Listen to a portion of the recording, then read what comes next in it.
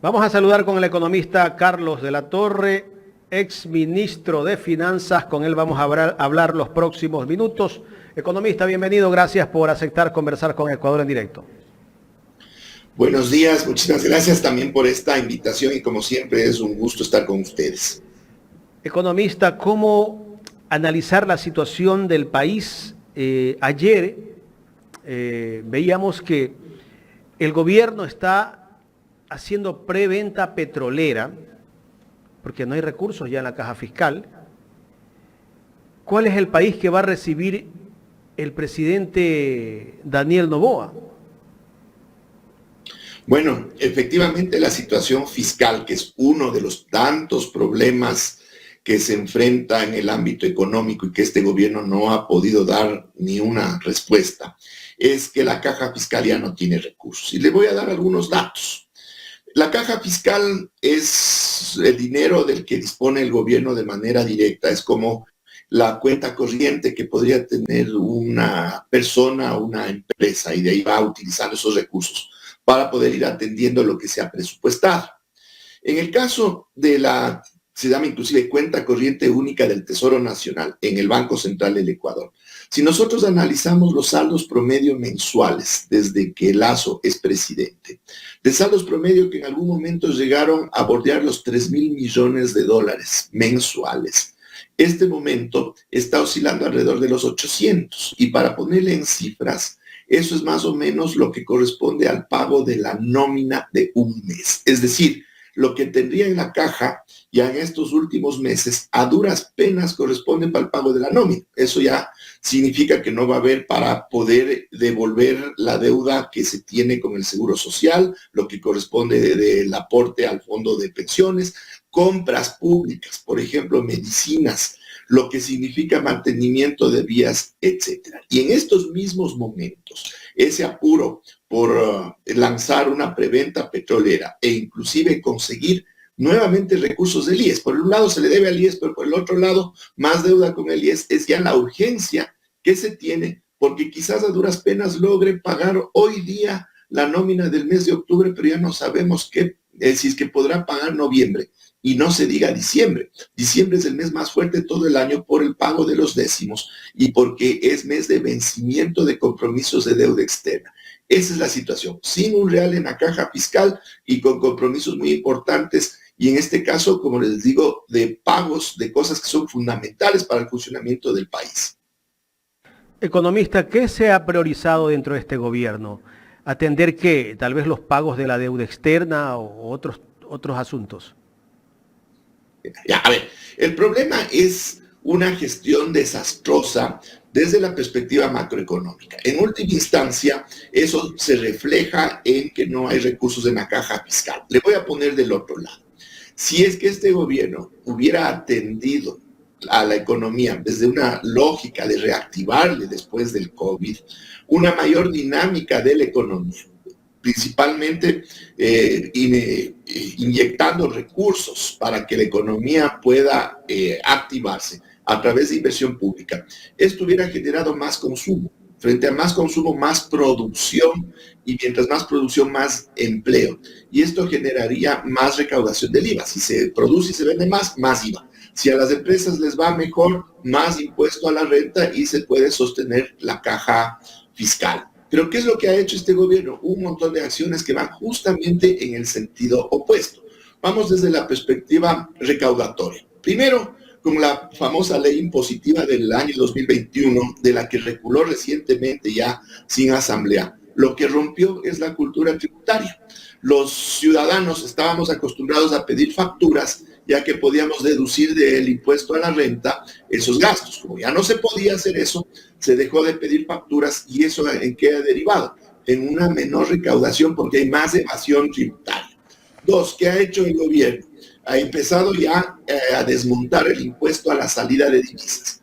Dentro de los impuestos, el tercer rubro más importante de ingresos a la caja fiscal, que equivalen más de 1.000 millones de dólares anuales, y está desmontando eso, ya no hay recursos por el impuesto a la salida de divisas, que en cambio lo que procura es abrir las puertas para la fuga de capitales en función del interés de banqueros y de rentistas, por ejemplo.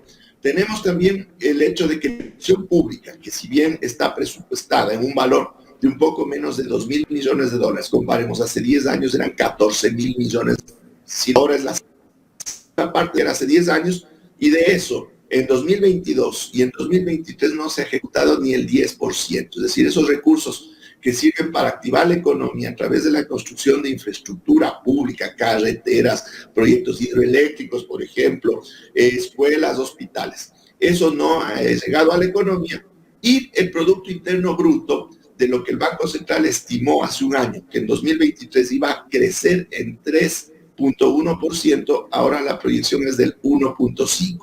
En resumen, la economía sigue contrayéndose y por pues resultado directo, las finanzas públicas están en el suelo. Claro, ¿qué debe hacer el próximo gobierno para enfrentar todo esto que le está dejando el gobierno saliente? ¿Cómo va a enfrentar tantos problemas que tiene que hacerlo? Crisis energética es un problema que tiene que buscar cómo resolverlo. Invertir en proyectos hidroeléctricos, eso es evidente, en 7 años no se lo ha hecho. ¿Cómo van a hacer? ¿De dónde van a sacar los recursos? A ver, los recursos existen, en el Ecuador existen los recursos, pero ¿cuál es el problema? Para empezar, existe ya una mora de grandes contribuyentes con el SRI que no han pagado porque no han querido el impuesto a la renta. Solo por ahí estamos hablando de un valor que se acerca a este momento a los 2.000 millones de dólares, que el SRI puede y debe cobrar. Y ahí inclusive están empresas del grupo familiar al cual pertenece el nuevo presidente de la República. ¿Será que el nuevo gobierno va a cobrar esas deudas? Por otro lado, existe lo que se llama el gasto tributario. Los tributos desde la perspectiva del Estado son ingresos, pero cuando hablamos de gastos son exenciones tributarias y arancelarias que se dan muchas veces a dedo. Por ejemplo, las grandes mineras exoneradas del pago del impuesto a la renta porque sí, pues. Y lo que generan es para ellos y no le queda nada al país. Asimismo, diversos rubros de importaciones o ciertos sectores están exonerados a dedo, como digo, del pago de impuestos. Y eso, en total, incluidos los subsidios directos e indirectos, significan casi 7.000 millones de dólares según el SRI. De eso se podría recuperar un 30-40%, si estamos hablando de 3.000 millones que podrían recuperarse por ahí, pero para eso se necesita voluntad política porque significa quitar privilegios, quitar estos beneficios a grandes empresas, a grandes rentistas que puede que estén todavía detrás del nuevo gobierno, así como estuvieron detrás del gobierno de Lazo. Así que recursos hay, mecanismos los hay, pero se necesita voluntad política y saber qué es lo que se tiene que hacer puntualmente en ese sentido. Escuchaba yo al director del SRI el día de hoy, que él decía que la recaudación fiscal este año ha subido en un 4%. Eso quiere decir que debe haber dinero en la caja fiscal, pero no hay. Bueno, ha subido un 4% respecto de qué año y qué recaudación tributaria está hablando y qué impuesto, porque el impuesto a la salida de divisas ha generado una caída de cerca de 600 millones de dólares respecto del año anterior. Lo mismo el caso del IVA. El IVA está un 4% por debajo, no por encima del año anterior. Entonces, hay que comparar papas con papas, peras con peras. No se puede hacer esas comparaciones que muchas veces yo he visto que se hace desde las instancias oficiales para ocultar el problema que se está viviendo en este momento. Y le cuento, adicionalmente, los ingresos petroleros han caído por una simple razón respecto de años anteriores, a pesar de que el precio se ha mantenido relativamente estable y tiene subidas como en los últimos meses. Porque para el presupuesto general del Estado hicieron un cálculo con 515,000 barriles diarios de producción petrolera, que es totalmente falso el dato, cuando estamos a duras penas produciendo entre 460 y 480,000 barriles diarios. Entonces, a menor producción, porque se llevaron la plata de Petroecuador, en vez de reinvertir esa plata, se consumió en gasto corriente el año anterior, y por lo tanto, ahora con menos producción, así los precios internacionales estén altos, tenemos menos ingresos a la caja fiscal. Y así puedo seguir citando un montón de otros rubros por los cuales el Ecuador no está recibiendo lo que debería recibir, o al menos lo que presupuestó este gobierno para recibir en 2023.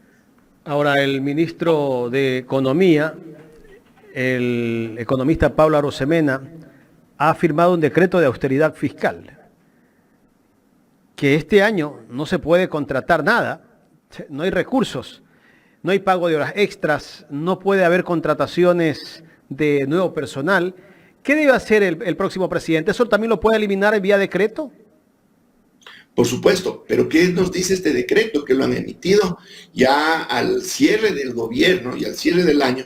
Es que ya están en una situación de desesperación total porque no tienen recursos, como les decía, ni para sostener la nómina del sector público tienen dinero este momento, pero tampoco han desarrollado mecanismos para poder conseguir recursos. Inclusive, hay la posibilidad en situaciones normales y con gobiernos decentes, existe hasta la posibilidad de financiamiento externo. Yo sé que es más deuda, pero ante una situación tan crítica y que se nos viene ya el fenómeno del niño, cuando se necesitan recursos de urgencia, se puede gestionar mecanismos de financiamiento externo, pero con un riesgo país de 2.000 puntos que se deben precisamente a este desastre de cómo se ha manejado la economía. El acceso a ese financiamiento es muy, pero muy difícil. Y por eso este mismo momento están buscando, como sea, conseguir recursos a través de preventas petroleras. Pero ¿acaso que una preventa se puede hacer de la noche a la mañana en poco tiempo y en condiciones favorables para el país? Por otro lado, están insistiendo en que el IES, como yo decía hace un momento, le entregue nuevamente recursos a la caja fiscal vía endeudamiento interno. ¿Eso qué significa? Lo que estoy diciendo, no tienen un centavo en la caja fiscal y no saben siquiera cómo cerrar este mes y el próximo, y no se diga diciembre. Pasando al nuevo gobierno en su primera reunión que tuvo para hacer la transición con el presidente Guillermo Lasso, dentro de su equipo económico, tal vez no va a ser ministro, pero va a ser un asesor económico, el economista Alberto Dajic, ex vicepresidente de la República. ¿Qué puede significar la presencia de Dajic en el gobierno de Noboa? Bueno, con los antecedentes de Dajic es ya una mala señal y es evidente que los asesores de Noboa se dieron cuenta de que fue un error político gravísimo invitarle a Dajic a su reunión en Carondelet, porque está dando señales clarísimas de que la orientación económica iría dentro de esa lógica fundamentalista y ni siquiera diría neoliberal, porque Dajic inclusive desde su propio bando en su momento, el Partido Social Cristiano, y en el mismo gobierno de Pérez Cordero, que fue ministro de Finanzas, fue señalado como literalmente un terrorista económico. Entonces imaginémonos, una persona que estuvo detrás de la formulación de la Ley General de Instituciones del Sistema Financiero del año 94, que fue Dajic, y esa ley fue la que abrió las puertas para la quiebra bancaria del año 99 y el desastre de la economía nacional. Una persona que estuvo impulsando privatizaciones a mansalva en el gobierno de Sixto Durán Ballén, que por esas cosas de la vida no se dieron. Por ejemplo, lo que significaría la privatización de las telecomunicaciones en el Ecuador. Él fue uno de los impulsores de la partición de la empresa pública de telefonía que se llamaba Emetel en Pacifictel y Andinatel, que ya sabemos el desastre que eso significó, pero no se logró privatizar por suerte. Una persona que estuvo detrás del referéndum del año 95 para la privatización del IES. ¿Qué puede esperarse si aparece como la figura principal en términos de señalización que está dando el nuevo gobierno cuando fue llevado a Carondelet? Y por otro lado, quiero agregar esto. Este mismo momento el nuevo gobierno debería estar ya en un periodo de transición, debería tener ya completo sus ministros, deberían estar ya trabajando con los ministros salientes, especialmente lo que tiene que ver con economía y finanzas, para poder hacer una transición ordenada. Pero a este paso se hará cargo el nuevo gobierno y recién se enterará del desastre en el que le deja Lasso, y la curva de aprendizaje puede que le tome todo el periodo que le queda hasta el 2025, y esas consecuencias las pagaremos los ecuatorianos por no haberse hecho adecuadamente esta transición y poder atender a una realidad que estamos viviendo este mismo día. Al estar el ex vicepresidente Alberto Dajic dentro del gobierno de Noboa, ¿podríamos regresar a la época que gobernó Sixto y él era vicepresidente, manejaban el tema de las privatizaciones de las empresas públicas, crearon el CONAN en aquella época para privatizar parte del sector estatal. Bueno, efectivamente, y creo que ya estamos embarcados en una vuelta al pasado ya con los apagones de luz que estamos viviendo. Y en definitiva, ¿cuál ha sido la agenda y qué es lo que ha defendido el economista de aquí a lo largo de todos estos años? Y quizás de eso vamos a ver, y con el riesgo de que nos impongan en una consulta popular.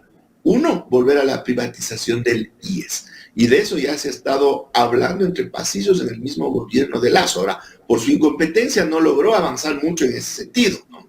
Pero también tenemos otro tema que está pendiente dentro de la agenda neoliberal, inclusive ya dogmática, que es la precarización laboral.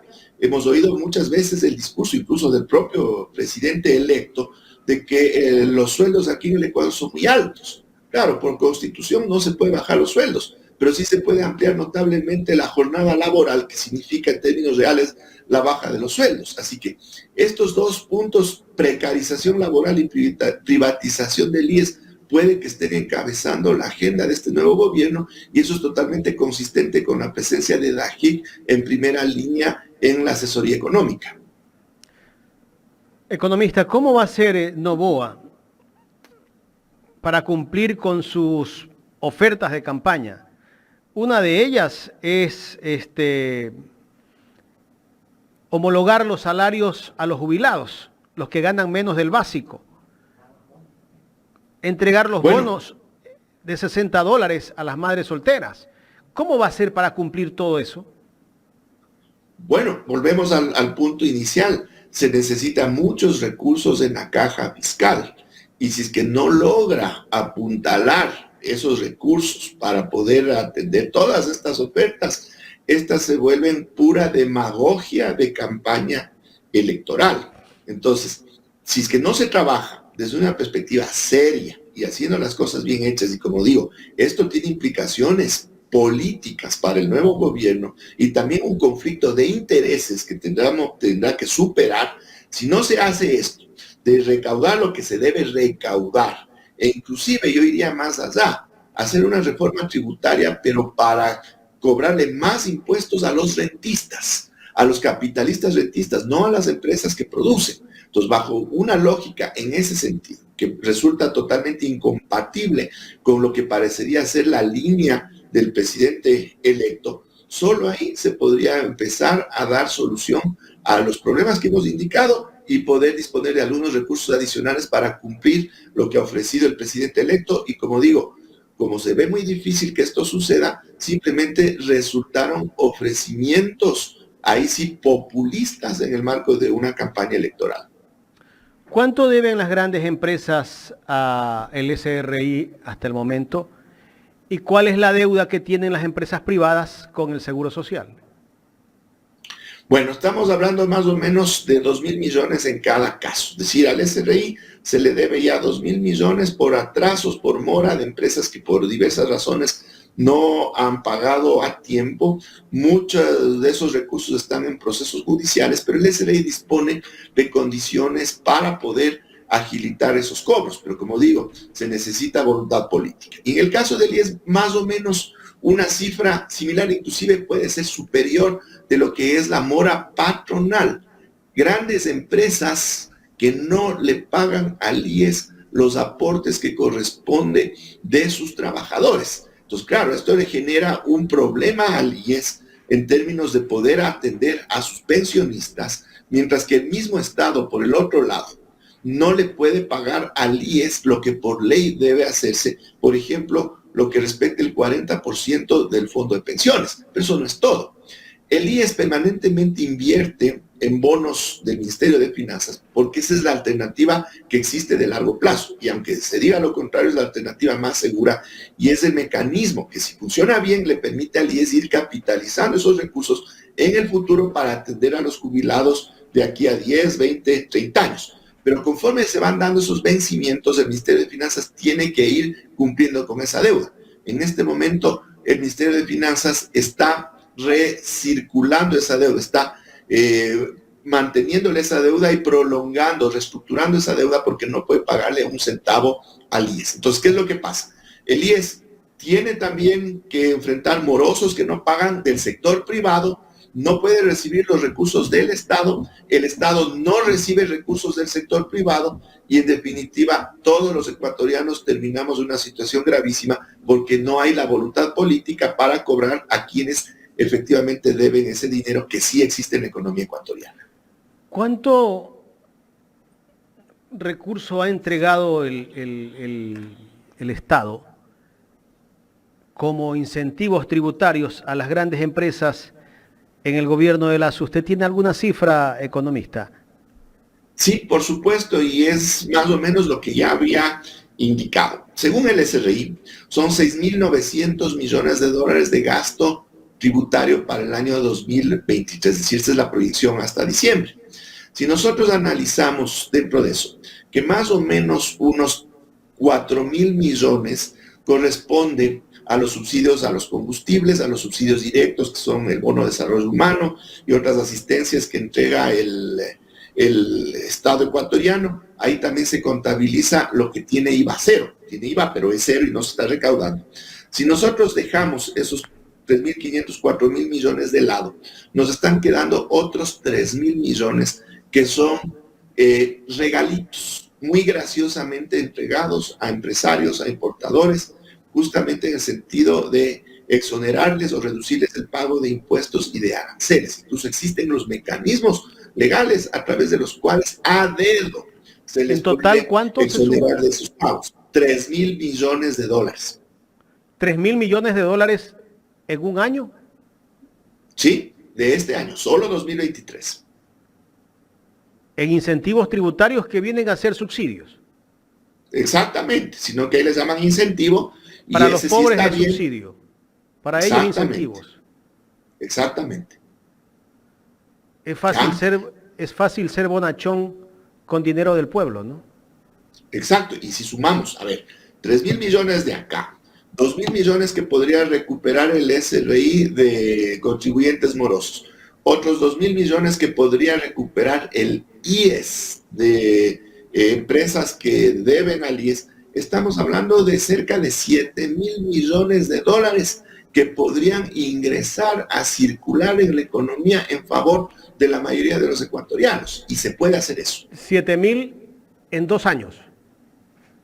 Bueno, no es de manera inmediata, pero podríamos pensar que a lo largo del periodo del nuevo presidente se podría recaudar, quizás no eso, pero un porcentaje importante de 7.000 millones.